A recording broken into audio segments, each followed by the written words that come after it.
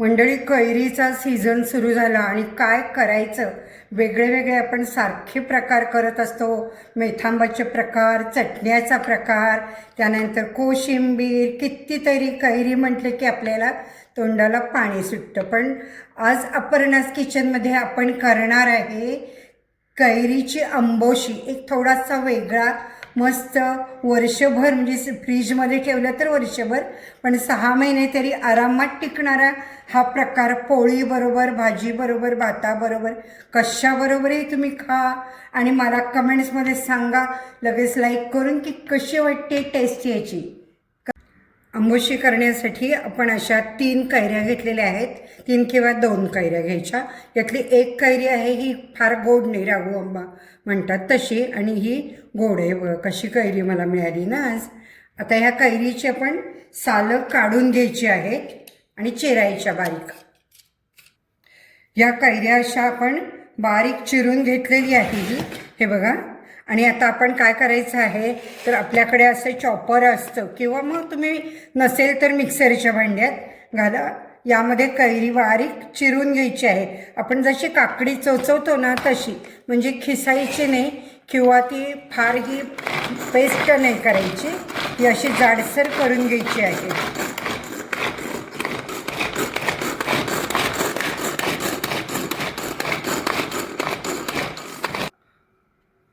बघा किती बारीक झालेलं आहे ते. जसं आपण कांदा बारीक चिरतो ना तसं हे बारीक चिरलं गेलेलं आहे. याचा बघा खूप उपयोग होतो. बहुतेक सगळ्यांकडे आहेच, आता वेगळ्या वेगळ्या पद्धतीने निघालं, पण माझं हे जवळजवळ 10 वर्षापूर्वीचं आहे, त्यामुळे खूप छान टिकलं आहे. माझा वापर भरपूर आहे याचा. अगदी सुरेख काकडी चोचवतो तसं झालेलं आहे. कोशिंबिरीला बरं पडतं. बऱ्याच गोष्टी आपल्याला, लसूण भरपूर असेल तरी बरं पडतं, कांदा, असं हे छान झालेलं आहे. आता पुढे आपण साहित्य काय घेतलं आहे ते पाहूया. आंबोशीसाठी आपण घेतलेले आहेत 1 चमचा मेथ्या, 1 चमचा आपण बडीशेप घेतलेली आहे, जिरं आहे 1 चमचा, 1 टीस्पून घेतलं आहे इथे आपण सगळं.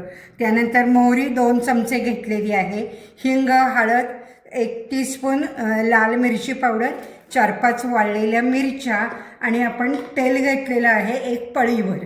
एवढंच साहित्य आहे. आणि गूळ महत्त्वाचा, 1 वाटी आपला हा गूळ आहे. इथे आपण 1 चमचाभर तेल घेतलेलं आहे. तेलामध्ये बघा आता आपण एक सगळं घालणार आहे. पहिल्यांदा आपण मेथ्या घालूया. थोड्या फोडणीसाठी आपण ठेवलेल्या आहेत मेथ्या. त्यानंतर आपण जिरं घालणार आहे, बडीशेप, मोहरी, थोडी फोडणीसाठी मोहरी ठेवायची. हे सगळं असं भाजून घ्यायचं आहे आपल्याला. तेलामध्ये भाजायचं म्हणजे त्याचा खमंगपणा छान येतो.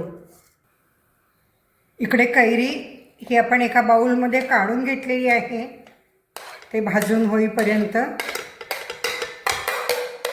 यामध्ये आपण मीठ घालायचं. 1 मोठा चमचा आपण मीठ घेतलेला आहे.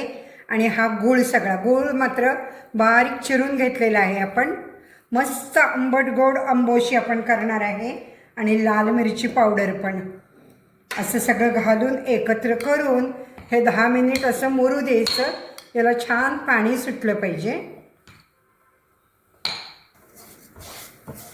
खमंग वास यायला लागतो बघा. आणि आता आपण याचे मिक्सरमध्ये हे पावडर करून घ्यायची आहे. पहा पाणी सुटलेलं आहे, थोडंसं सैल झालेलं आहे. असं एक 10-15 मिनिट हे आपण झाकून ठेवायचं आहे.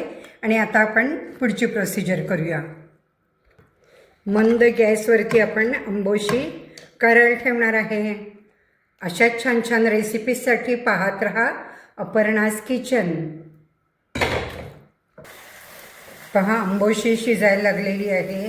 गूळ सगळा विरघळतो आणि कैरी अगदी सॉफ्ट होते. हे वर्षभर टिकू शकतं. म्हणजे तुम्ही फ्रीजमध्ये ठेवलं तर 1 वर्ष, नाहीतर अगदी बाहेर ठेवलं तर 2-3 महिने. ही चटणीचाच एक प्रकार आहे, आरामशीर टिकतं. तर आपण आता हा मसाला जो केलेला आहे बघा, तर हा यामध्ये घालायचा आहे. खूप छान चव येते या मसाल्याने. आहा, सगळीकडे वास अगदी बघा कसा छान येतोय आंबोशीचा. आंब्याचे आपण सीझनमध्ये बरेच वेगळे वेगळे प्रकार करतो. बरेचसे आपल्या व्हिडिओ आहेतच आपले, तेही तुम्ही पहा. लिंक मी तुम्हाला डिस्क्रिप्शनमध्ये देईन. त्याचं साहित्यही लिहिलेलं असेल, आत्ता दाखवलेलंच आहे, तरी तुम्ही स्क्रीनशॉट मारत जावा. आणि जर अजून सबस्क्राईब केलं नसेल तर नक्की सबस्क्राईब मात्र करा, म्हणजे सगळ्या रेसिपी तुम्हाला लगेच मिळत जातील. पुन्हा मी थोडंसं मीठ घालते आहे. आपली आंबोशी शिजून आहे तयार. आता आपल्याला यावरती चांगला तडका द्यायचा आहे, म्हणजे फोडणी चांगली द्यायची. गूळही पूर्ण विरघळलेला आहे, कैरीही शिजलेली आहे.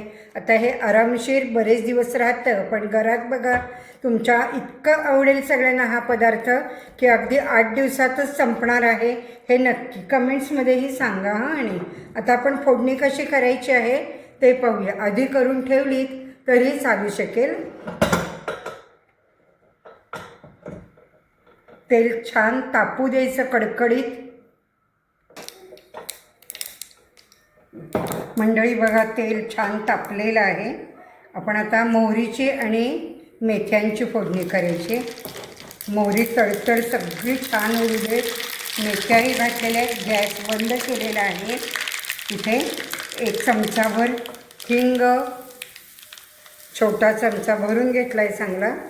हिंग भरपूर हवा तरच खमंगपणा येतो. आणि हळद. ही फोडणी थोडी गार होऊ द्यायची, मग आपण या चटणीवरती किंवा आंबोशीवरती ओतायची आहे.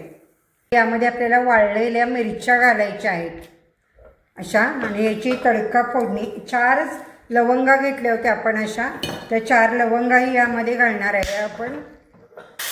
ही फोडणी आपण थोडी गार झाल्यावर घालायची.